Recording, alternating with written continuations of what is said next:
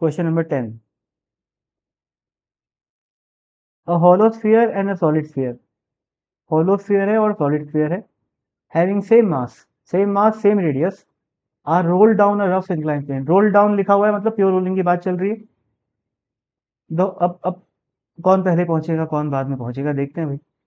ये फॉर्मूला फिर से हमें याद होना चाहिए, acceleration along incline plane is equal to g sine theta divided by 1 plus I by M R square.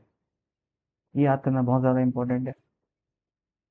हाँ, तो अब हॉलो स्फीयर का मोमेंट ऑफ इनर्शिया ज़्यादा होता है, हॉलो स्फीयर का होता है 2/3, जबकि सॉलिड स्फीयर का होता है 2/5 एम आर स्क्वायर। इंट्यूटिवली भी समझ में आ जाता है अपने को कि हॉलो स्फीयर में मास दूर दूर होता है तो मोमेंट ऑफ इनर्शिया ज़्यादा होता है। ठीक है, तो जिसका मोमेंट ऑफ इनर्शिया ज़्यादा उसका एक्सेलरेशन कम, क्योंकि आई कहाँ पर आ रहा है, डिनोमिनेटर में आ रहा है। ठीक है, तो मोमेंट ऑफ इनर्शिया यदि ज़्यादा है तो एक्सेलरेशन कम होएगा। किसका मोमेंट ऑफ इनर्शिया ज़्यादा है, हॉलो स्फीयर का, तो हॉलो स्फीयर का एक्सेलरेशन कम होगा, और सॉलिड स्फीयर का मोमेंट ऑफ इनर्शिया कम है तो एक्सेलरेशन ज़्यादा होगा।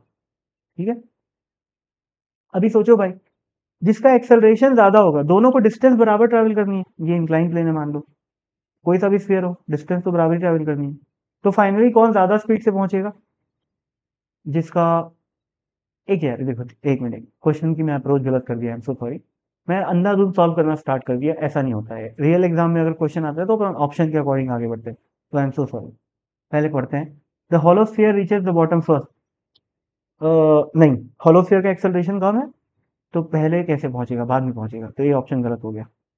B option, the solid sphere reaches the bottom with greater speed, solid sphere का एक्सेलरेशन ज्यादा है तो ग्रेटर स्पीड के साथ पहुंचेगा, बिल्कुल सही बात है, तो ये सही हो गया। The solid sphere reaches the bottom with greater kinetic energy. देखो यार, काइनेटिक एनर्जी का ऐसा है कि पहली बात तो काइनेटिक एनर्जी के दो कंपोनेंट आएंगे, कौन कौन सा, रोटेशन वाला और ट्रांसलेशनल वाला। लेकिन काइनेटिक एनर्जी कौन पैदा कर रहा है, M G H, potential energy कम हो रही है, दोनों का मास सेम है, दोनों की इनिशियल हाइट सेम है, तो पोटेंशियल एनर्जी दोनों की शुरू में सेम है, दोनों की पोटेंशियल एनर्जी में डिक्रीमेंट बराबर आ रहा है, इसका मतलब दोनों में काइनेटिक एनर्जी का इंक्रीमेंट बराबर आएगा, तो फाइनल काइनेटिक एनर्जी दोनों की बराबर ही रहेगी। परंतु काइनेटिक एनर्जी का जो डिस्ट्रीब्यूशन रहता है, kinetic energy is equal to क्या होता है, रोटेशनल काइनेटिक एनर्जी और ट्रांसलेशनल एनर्जी, तो इनका डिस्ट्रीब्यूशन ऑफकोर्स दोनों के लिए अलग अलग आएगा, पर दोनों का सम बराबर रहेगा। तो ये तो गलत हो गया ना, इसमें तो लिख रहा है कि सॉलिड वाले की ज्यादा रहेगी, गलत। The two spheres will reach the bottom with same linear momentum, सवाल ही नहीं है, जब एक्सेलरेशन अलग अलग है, वेलोसिटी अलग है फाइनल, तो लीनियर मोमेंटम भी अलग अलग रहेगा, लीनियर मोमेंटम केवल सेंटर ऑफ मास की वेलोसिटी पे डिपेंड करता है।